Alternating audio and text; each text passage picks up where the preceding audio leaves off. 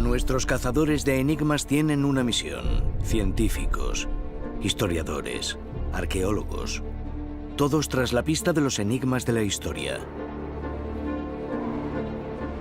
En busca de la verdad que hay detrás de los mayores misterios conocidos por la humanidad. Chichén Itzá, la metrópolis perdida de la antigua civilización maya en Centroamérica. Un enorme complejo de templos, abandonado, sacrificado en la selva. Pero lo que provocó la caída de los mayas es un misterio que viene de lejos. ¿Fue la superpoblación, una catástrofe natural o una guerra devastadora? Nuestro equipo se reúne en Londres. Nuestros 4 cazadores de enigmas aunan décadas de experiencia en distintos campos, pero todos comparten una sola meta: poner en práctica sus conocimientos y revelar la verdad. Seguirán las pistas que nos dejaron. Descifrarán los secretos del pasado. Separarán realidad de ficción. Y juntos descubrirán la verdad. Detrás de los mayores misterios de la historia. Cazadores de enigmas.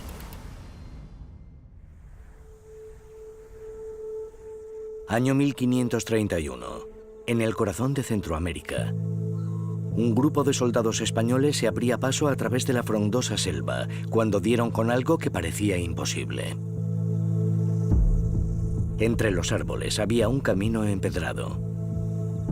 Cuando cayó la noche, lo siguieron. El camino los condujo a una ciudad perdida, donde unas antiguas ruinas, medio tapadas por árboles y parras, se erguían sobre ellos. Había pirámides y templos majestuosos edificados con piedra caliza, que brillaba blanca bajo la luz de la luna. Los soldados españoles habían encontrado uno de los últimos grandes bastiones de la civilización maya. Habían encontrado Chichén Itzá.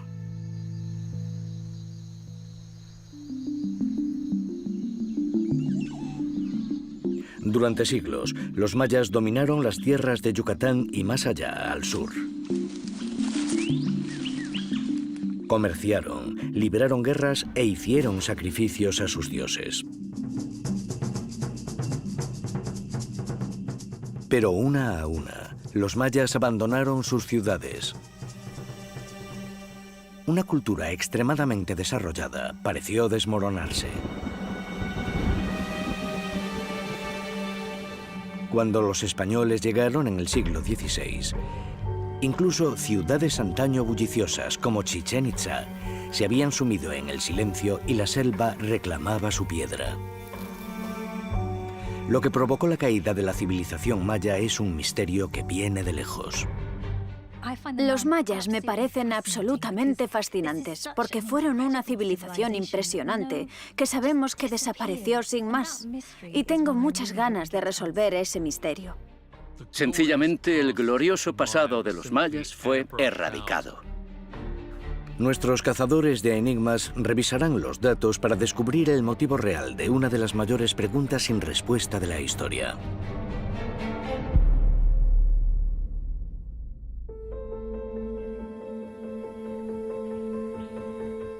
Lo que más llama la atención de Chichén Itzá, cuando uno la pisa, es la magnitud de la edificación y su inmensidad.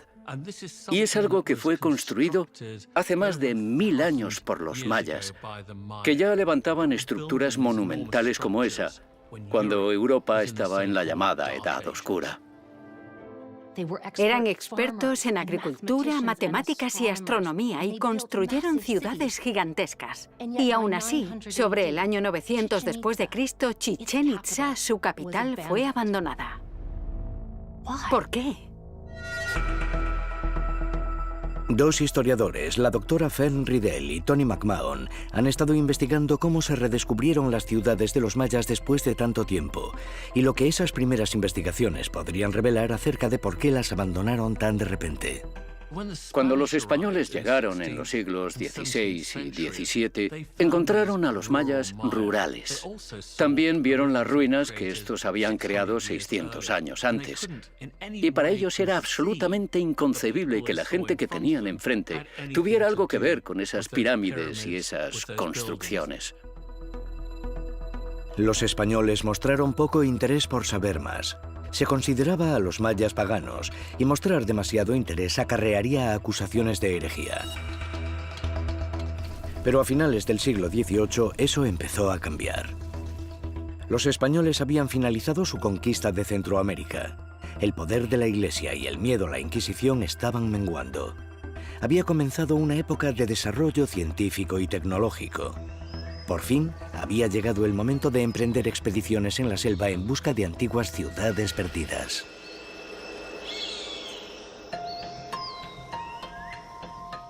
Dos exploradores estadounidenses, John Lloyd Stephens y Frederick Catherwood, comenzaron a documentar la civilización maya.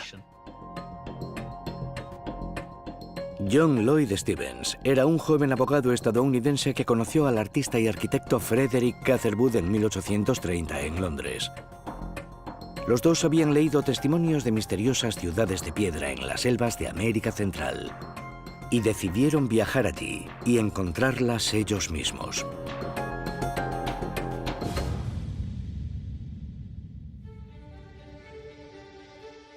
Comenzaron en la ciudad maya de Copán, en la actual Honduras, en 1840.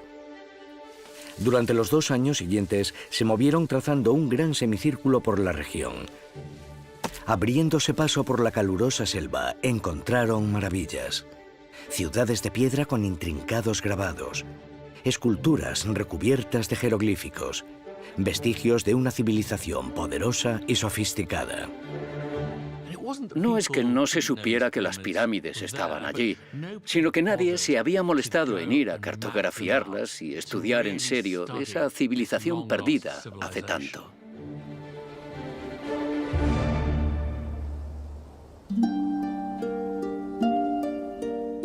Mientras Stephens anotaba sus impresiones, Catherwood utilizaba un artefacto especial para dibujar imágenes de lo que encontraban. La cámara lúcida era portátil y liviana, y capaz de transponer imágenes directamente sobre el papel, elaborando recreaciones precisas de los grandes monumentos que Stephens y él habían encontrado.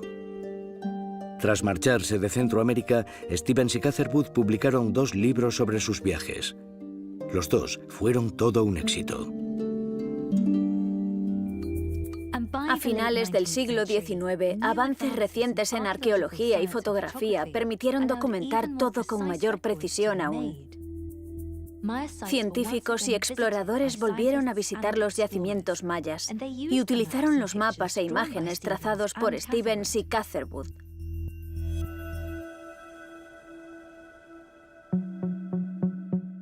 Entre esa generación pionera de exploradores destacaba el arqueólogo británico Alfred Maudslay.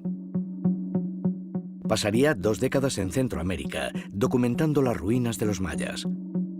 Fue el primer académico que confeccionó un registro detallado de la ciudad de Chichén Itzá. Llegó por primera vez a Chichén Itzá en 1889. Con un equipo de obreros de la región limpió las raíces de los árboles, la tierra y los escombros que cubrían parte de los monumentos. Luchando contra un intenso calor y episodios de fiebre, no solo realizó un exhaustivo estudio fotográfico del yacimiento, sino que también fue pionero en el uso de moldes de escayola para hacer copias perfectas de las esculturas que encontró. Chichén Itzá está situada en lo que ahora es el sur de México, en el extremo de la península de Yucatán. A 50 kilómetros al interior desde la costa, la ciudad se encuentra en el corazón de la selva. Lo que descubrieron los arqueólogos del siglo XIX fue un enorme yacimiento con más de 30 edificaciones antiguas. En el centro de Chichén Itzá se alzaba un templo, una pirámide escalonada de 30 metros de altura. Los españoles quedaron tan impresionados que la llamaron el castillo. Alrededor había terrazas con inmensos complejos de plataformas, muros y templos. Pero Chichén Itzá no era tan solo un lugar religioso y ceremonial. También era un centro urbano y comercial de la región, conectado con otros asentamientos mediante calzadas empedradas que se adentraban en la selva. Poco a poco, académicos y exploradores como Maudsley confeccionaron una imagen de esta civilización perdida. Un pueblo sofisticado y avanzado, cuyos orígenes en Centroamérica se remontaban hasta hace casi 4000 años. Pero los primeros arqueólogos no fueron capaces de discernir por qué Chichén Itzá y otras ciudades mayas habían sido abandonadas y olvidadas.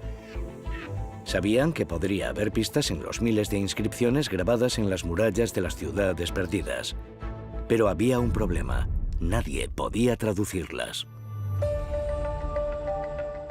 Muchos de los grabados estaban erosionados o dañados, y gracias a los esfuerzos de la Iglesia Católica del siglo XVI por erradicar las prácticas tradicionales de las poblaciones indígenas, la mayoría de los textos mayas y aquellos que podían descifrarlos dejaron de existir.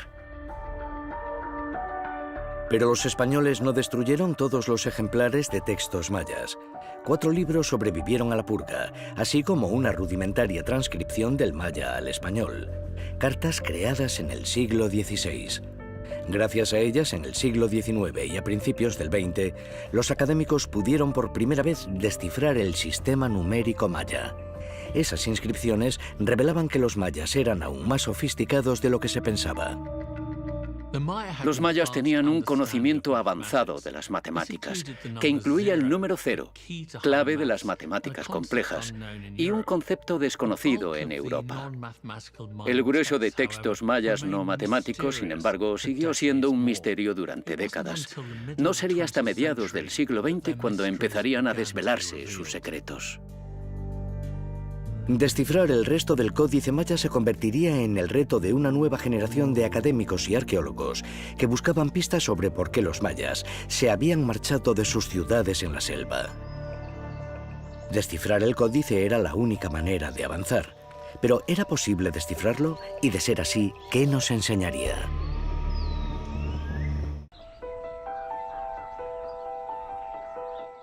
Los mayas y Chichén Itzá en particular llaman la atención por lo que ese antiguo pueblo consiguió en tan poco tiempo. Los mayas fueron una de las civilizaciones más sofisticadas que el mundo antiguo haya conocido. La doctora en antropología Karen Bellinger ha estado indagando acerca del pueblo maya y de su modo de vida. Los mayas alcanzaron su esplendor entre el 200 y el 900 después de Cristo. Se convirtieron en expertos agricultores, matemáticos y astrónomos.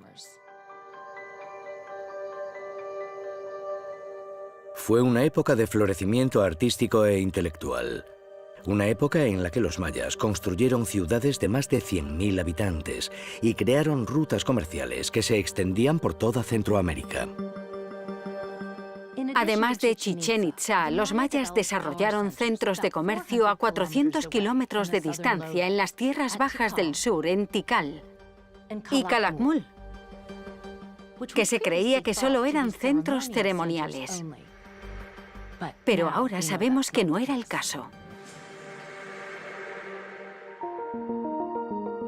Dicho cambio se debió a un descubrimiento trascendental. El códice maya, que había traído de cabeza a los académicos durante años, por fin se descifró. Se descubrió que la lengua maya combinaba 2 enfoques. Uno, símbolos únicos que representaban palabras enteras, y el otro, símbolos silábicos que representaban sonidos y podían combinarse para formar palabras y oraciones. Si lo mezclamos todo, tenemos una lengua completa. Con este descubrimiento ya existían documentos escritos de los mayas y cambió por completo lo que sabíamos de ellos. Se desechó la idea de una población pacífica gobernada por sacerdotes astrónomos. Las inscripciones traducidas mostraban una imagen bien distinta de la vida de los mayas, una más violenta y compleja de lo que se había sospechado. En la actualidad tenemos la capacidad de descifrar aproximadamente el 90% de los escritos mayas. Siguen quedando misterios, pero supone un avance espectacular.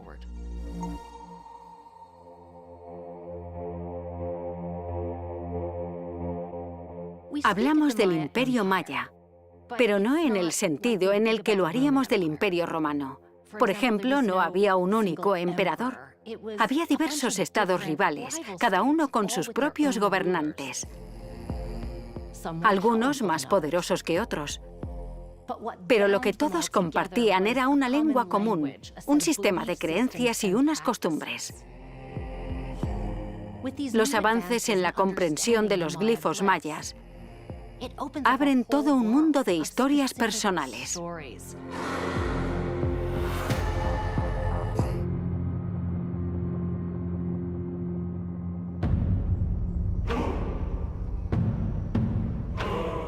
La sociedad maya estaba estrictamente dividida entre diferentes clases. Las élites, cuyos nombres se tallaban en piedra, y los plebeyos, cuyos destinos se olvidaron. Gobernando por encima de todos ellos, en cada ciudad había un rey.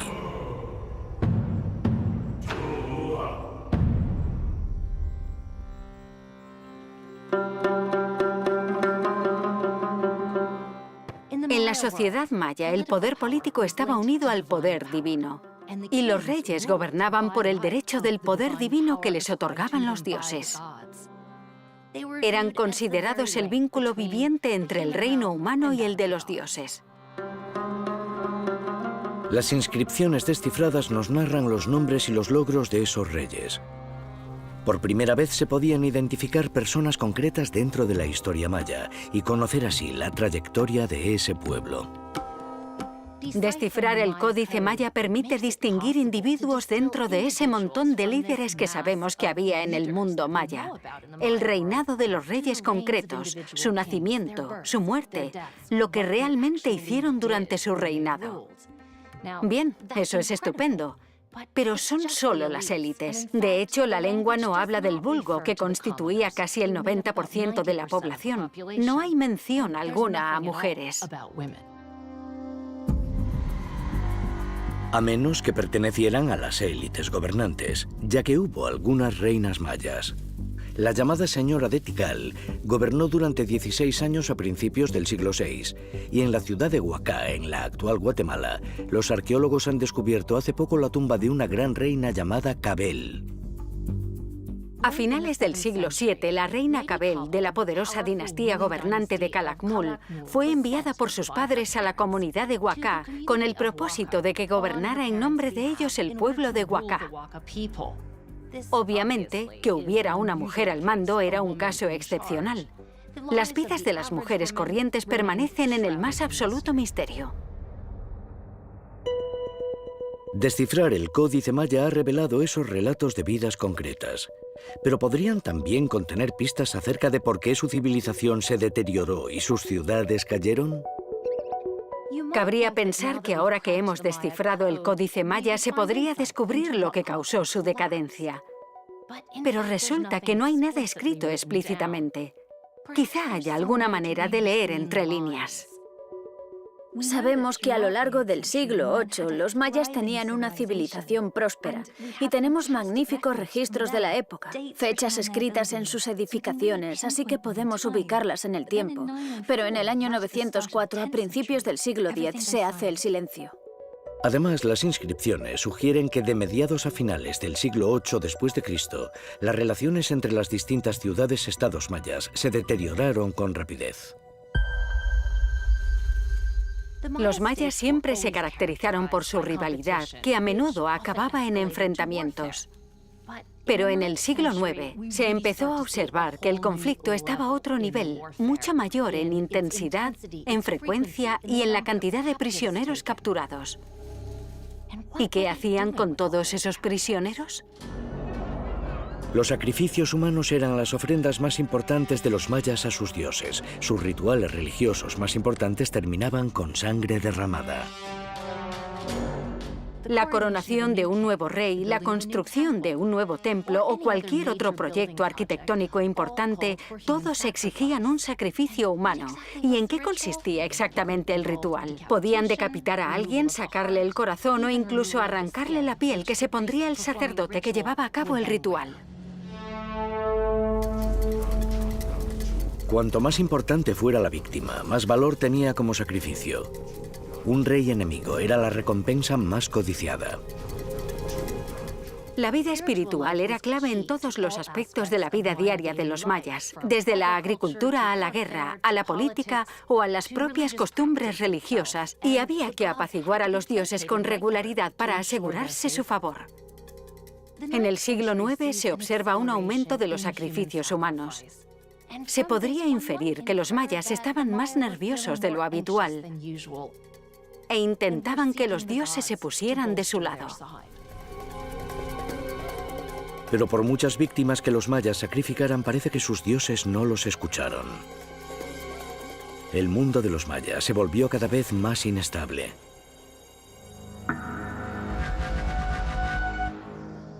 El comercio se hundió. Estallaron guerras.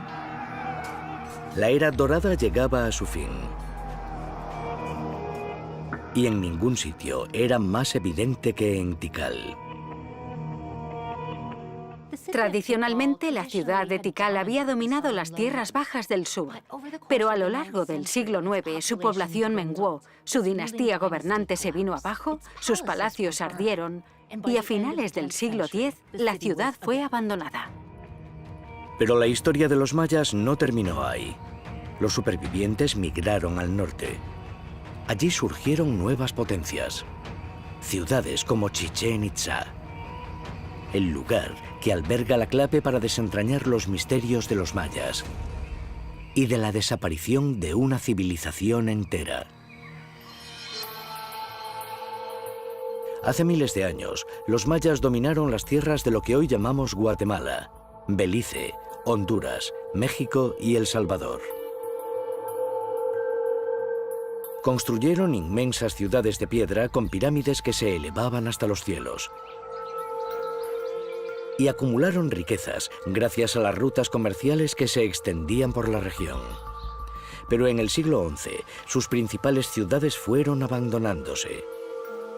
Sus lenguas se fueron olvidando y sus secretos se perdieron.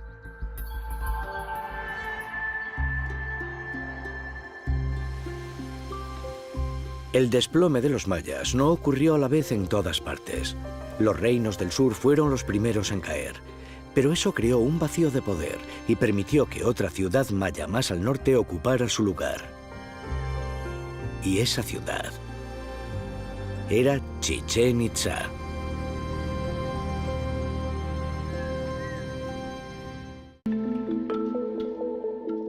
El doctor en arqueología Mark Altawill ha estado examinando lo que han revelado las excavaciones más recientes en la ciudad para ver qué habría podido provocar su repentino abandono. Fue una ciudad durante el llamado período maya clásico, anterior a la caída de los mayas o al declive de sus centros de población.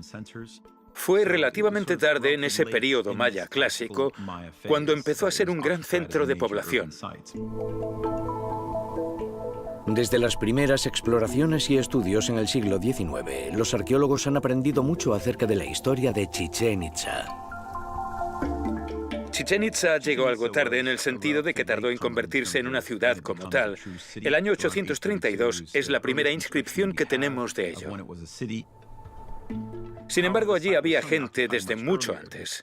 Hay pruebas de radiocarbono que indican que la zona estaba ocupada unos 1000 años antes.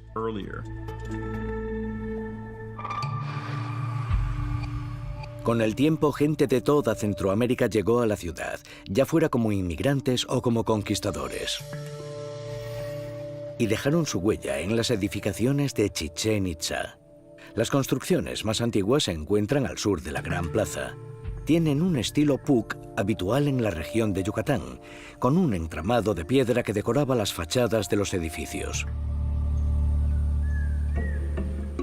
Chichén Itzá alcanzó su plenitud entre los siglos X y XII. Por entonces, en sus construcciones se observaba una mayor influencia de los diseños del pueblo tolteca, a 1000 kilómetros al norte, conocidos por ser maestros artesanos y hábiles constructores. Entre ellas se encontraban la Gran Pirámide y la Pista Gigantesca, donde los antiguos mayas jugaban a su popular y a menudo violento juego de pelota. Se observan muchas similitudes entre los mayas del norte, concretamente en Chichén Itzá, y las civilizaciones y culturas toltecas.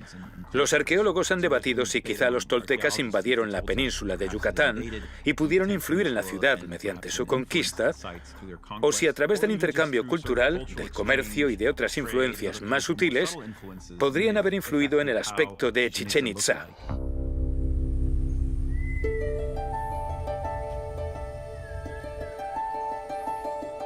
Lo que está claro es que Chichén Itzá era un lugar atractivo para vivir. La región tenía tierras abundantes, o al menos fértiles, y buenos materiales para la construcción, pero tal vez lo más importante era que la región tenía buenas fuentes de agua, un elemento muy atractivo. No hay ríos a la vista alrededor de Chichén Itzá, y el agua de sus lagos y pantanos no es potable. Pero las apariencias pueden engañar. Lo que sí tiene es piedra caliza, que es un tipo de piedra muy porosa, muy soluble también, así que por debajo de Chichén Itzá hay abundantes fuentes de agua que pueden utilizarse para regadío o como agua potable. Oculto bajo la superficie existe un gran sistema de cuevas subterráneas, de ríos y pantanos, de cientos de kilómetros de longitud. Resultan inaccesibles en su mayoría, excepto donde se ha derrumbado la parte superior de una cueva, creando una cavidad que deja al descubierto agua dulce. Los invasores españoles del siglo XVI llamaban a estas cavidades cenotes.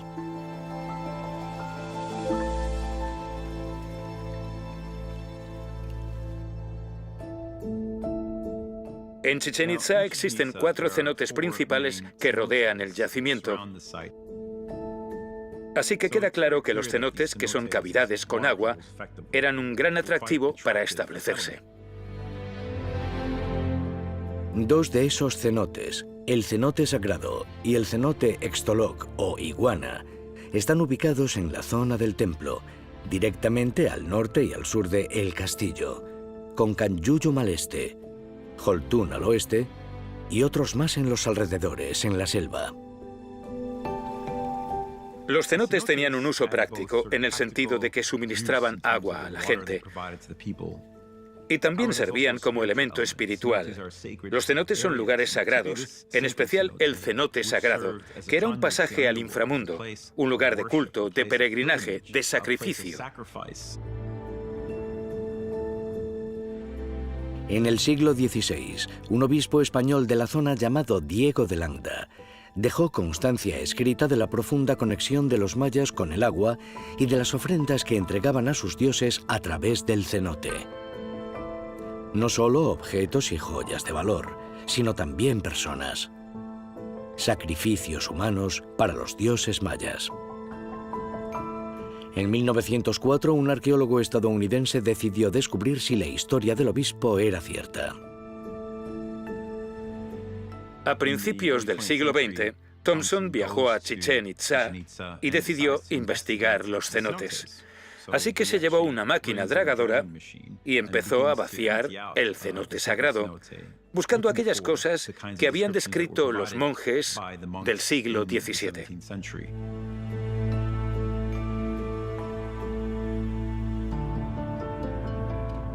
Con la ayuda de 2 buzos experimentados de las Bahamas, Thompson se sumergió 5 metros hasta el fondo del cenote sagrado. Tal y como el obispo español había afirmado, Thompson encontró adornos hechos con oro y jade, innumerables campanas de cobre y cráneos humanos. Muchos de esos objetos no eran de la propia Chichén Itzá, sino de distintas zonas. Por ejemplo, el oro provenía del sur, la obsidiana de muy al norte. Así que queda claro el papel que desempeñaba Chichén Itzá, un punto central de comercio. Era un lugar con fuertes relaciones comerciales, con una serie de puntos y regiones, pero también combinaba esos elementos y a menudo los ofrecía como sacrificios para que siguiera habiendo agua en la ciudad a través de sus conexiones con el mundo metafísico.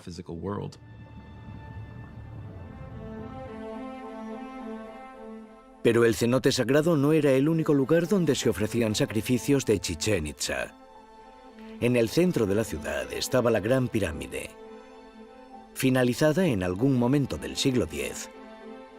Este era el monumento que los españoles apodaron El Castillo. En realidad, era un templo dedicado a Kukulcán, el dios serpiente con plumas.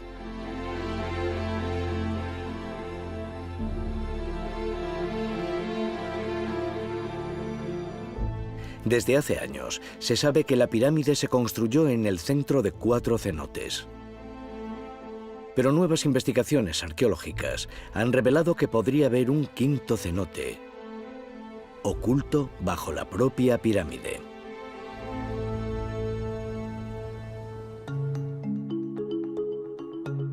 En investigaciones más recientes, a mitad de la década de 2010, los arqueólogos han utilizado técnicas para comprender y estudiar la pirámide. Mediante una especie de electrodos colocados en varios puntos, generan una imagen de los elementos del subsuelo. Lo que determinaron es que en realidad hay 2 pirámides más antiguas debajo de la más nueva, del templo que vemos hoy.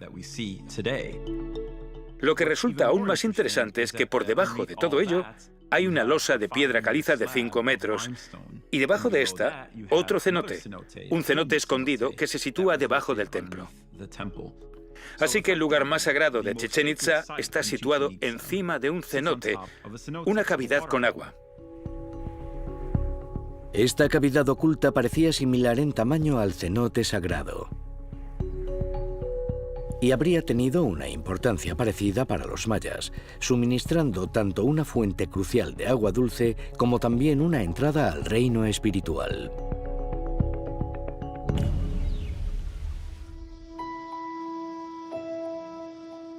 Vemos este templo como una especie de lo que se llama Axis Mundi, una conexión entre el subsuelo, tierra de los cenotes, una especie de inframundo de algunos dioses, pero también con el cielo, donde se encuentran otros dioses y otros misterios, que estaría representado a través de la propia pirámide que nos conecta con el cielo. Los mayas debían de saber que el cenote se encontraba allí, y es probable que tuvieran acceso a él. Pero si existe un camino, por ahora permanece oculto. Cuesta creerlo hoy, pero Chichén Itzá era una ciudad de decenas de miles de personas. Y la ciudad en la que vivían pone de manifiesto un gran conocimiento en arquitectura. Y esas construcciones y estructuras también demuestran que los mayas comprendían el cosmos que veían en el cielo, lo cual se refleja en sus magníficas edificaciones. Pero en un momento dado, por el motivo que fuese, los mayas abandonaron Chichén Itzá. 2 historiadores, Tony McMahon y la doctora Fern Riddell, han evaluado todas las pruebas que los cazadores de enigmas han recopilado. Lo que sabemos con certeza es que de mediados a finales del siglo VIII, las relaciones entre las ciudades-estado habían empezado a deteriorarse. El comercio había decaído y la guerra y la muerte habían crecido. Y ya no había edificaciones nuevas, no se construía nada. ¿Pero por qué? No hay evidencias arqueológicas que respalden la teoría de que los mayas fueran destruidos por una invasión extranjera. Las ciudades no fueron arrasadas ni destruidas. Puede que las ciudades sigan en pie, pero ahora sabemos que la gente que residía en ellas llevaba una vida cada vez más difícil y desesperada. El creciente conflicto entre las ciudades-estado de la civilización maya y la mayor frecuencia de atroces sacrificios humanos dejan ver una civilización que estaba teniendo problemas con sus recursos, en especial con el agua, hecho que podría haber acabado con la civilización maya. En los últimos años se ha vuelto a poner el foco científico sobre por qué los mayas desaparecieron. En 2018, científicos de la Universidad de Cambridge creyeron tener al fin pruebas de una de las teorías más extendidas sobre la desaparición de los mayas. Al equipo de Cambridge se unieron investigadores de la Universidad de Florida. Juntos perforaron la gruesa capa de sedimentos en el fondo del lago. Mediante el análisis de las capas de sedimento, Los científicos pudieron determinar las condiciones medioambientales que hubo cientos de años antes de que empezaran los primeros registros escritos. Fueron capaces de demostrar que en la época en la que sabemos que la civilización maya entraba en un período de crisis, se produjo un descenso drástico de las precipitaciones, más o menos a la mitad. Y no solo disminuyeron drásticamente las precipitaciones anuales, sino que también la humedad descendió, así que la capacidad de los mayas para cultivar alimentos, para la agricultura y para mantener a su pueblo se vio muy afectada. Las sequías fueron tan graves que los mayas habrían sido incapaces de reabastecer sus reservas de alimento, lo que habría aumentado la inestabilidad. ¿Pero esa inestabilidad los condujo a la guerra?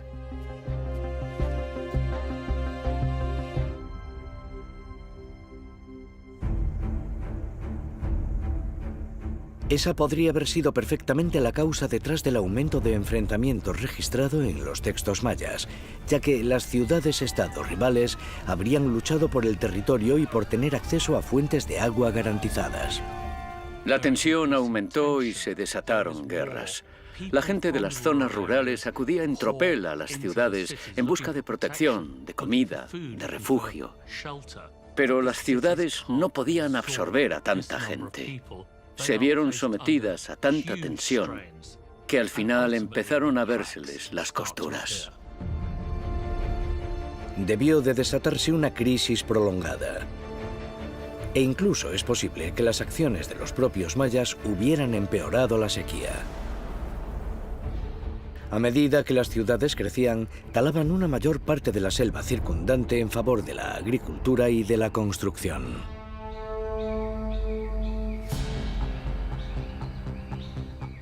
Para crear edificaciones como esas, hay que alimentar los hornos de cal con objeto de elaborar todo el yeso con el que se van a embellecer. Y para construir solamente 1 metro cuadrado de esas edificaciones, se requerían alrededor de unos 20 árboles para alimentar las brasas. La rápida deforestación de las tierras bajas de los mayas al sur supuso una catástrofe medioambiental. Las tierras deforestadas retenían menos calor del sol, lo que redujo la evaporación de agua, que a su vez hacía que se formaran menos nubes y se produjera menos lluvia. La sequía empeoró aún más. Los mayas se metieron en un círculo vicioso e insostenible de cosechas fallidas, de enfermedad y de guerra.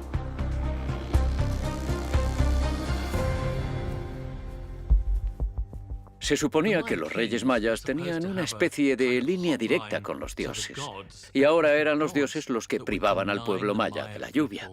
Entonces, ¿qué iban a hacer los reyes al respecto? Pusieron en marcha un programa de sacrificios humanos. Pero eso, a su vez, implicaba guerras para buscar víctimas para los sacrificios, lo que a su vez consumió más recursos. Y eso fue lo que empeoró la crisis de la sociedad maya aún más. Y la autoridad divina de los reyes no fue lo único que se vio socavado. Los constantes enfrentamientos, las cosechas que se perdían y el colapso de las rutas comerciales minaron la riqueza de los mayas. Riqueza que había apuntalado la posición de los reyes y de las élites mayas durante generaciones. Sin ella, su control sobre el poder se debilitó aún más. Los lazos que mantenían unida a la sociedad maya se deshilachaban. La vida en las grandes ciudades del sur se estaba volviendo precaria.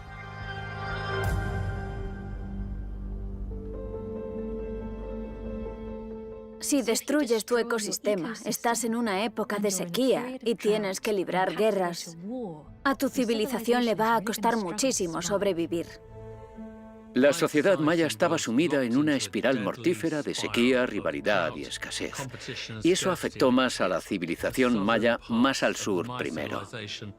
Este hecho benefició a Chichén Itzá en cierto modo, porque se convirtió en el eje central de la civilización maya. Vivió una especie de era dorada. No se veían las tiranteces que irían en aumento hasta el punto de engullir a la civilización maya. Durante un siglo o más, Chichén Itzá se convirtió en el más importante e influyente de los reinos mayas. Pero los problemas que sufrían las ciudades del sur se repetían con los mayas del norte.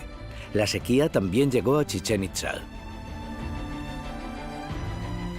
Se puede encontrar prueba de ello en uno de sus cenotes más importantes.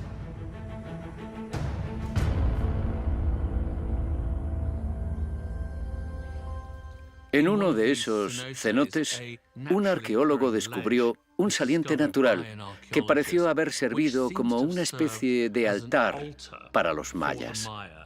En esas paredes se hallaron restos de carbón y espinas de rayas con púas, que claramente formaban parte de un ritual maya. Pero lo que era más extraño de esa especie de templo es que estaba sumergido. Sin embargo, en la época de los mayas no habría estado bajo el agua. Y ese hecho es la prueba de que el nivel del agua en la época de los mayas estaba muy por debajo de la que hay hoy. Y eso, a su vez, prueba las condiciones de sequía. Chichén Itzá entró en el mismo ciclo de decadencia.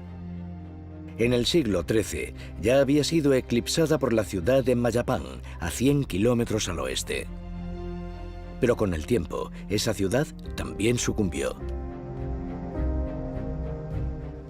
En el siglo XVI llegaron los españoles y encontraron la mayoría de esas antaño poderosas ciudades mayas abandonadas en la selva. El misterio de la gran civilización desaparecida había nacido. Pero los mayas no habían desaparecido en absoluto. El glorioso pasado de los mayas fue sencillamente erradicado, incluso degradado por los españoles. A su propaganda le convenía presentar a los mayas como unos salvajes totalmente incivilizados y, por tanto, merecedores de colonización, de modo que la cultura maya fue sencillamente olvidada.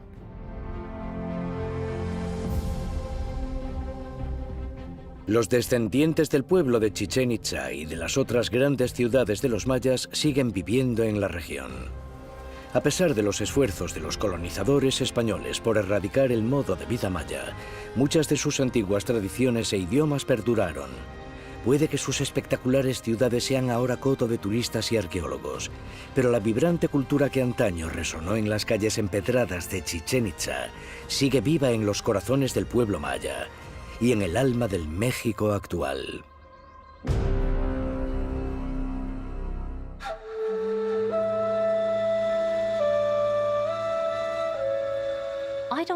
No creo que la sequía por sí sola bastase para explicar el desplome de esta sofisticada civilización.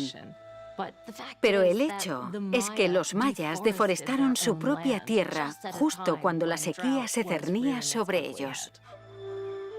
Lo que está claro es que la caída de los mayas no se debió a un único factor. Fue una combinación de la escasez provocada por la sequía y la guerra. Y todos esos factores juntos hicieron que la sociedad maya pasara de la plenitud y la grandeza a la guerra, a la necesidad y la desesperación. Es fácil imaginar a un campesino maya paseando por la selva en el siglo XVI o XVII, toparse de pronto con una pirámide gigantesca edificada en medio de la selva y decir, ¿eso qué es? Hace tiempo, Chichén Itzá debió de tener un aspecto tan animado y estable como cualquier gran ciudad del mundo actual. Hoy, sin embargo, sus piedras se alzan solitarias en la selva. Un museo, no un hogar. Los mayas se vieron engullidos por una crisis, pero fueron incapaces de llevar a cabo lo necesario para detenerla y los condujo a la catástrofe. Ahora que las sociedades modernas se enfrentan a los retos del cambio climático a escala global, la caída de los mayas ofrece una lección de la historia. Una lección que el mundo no debería olvidar.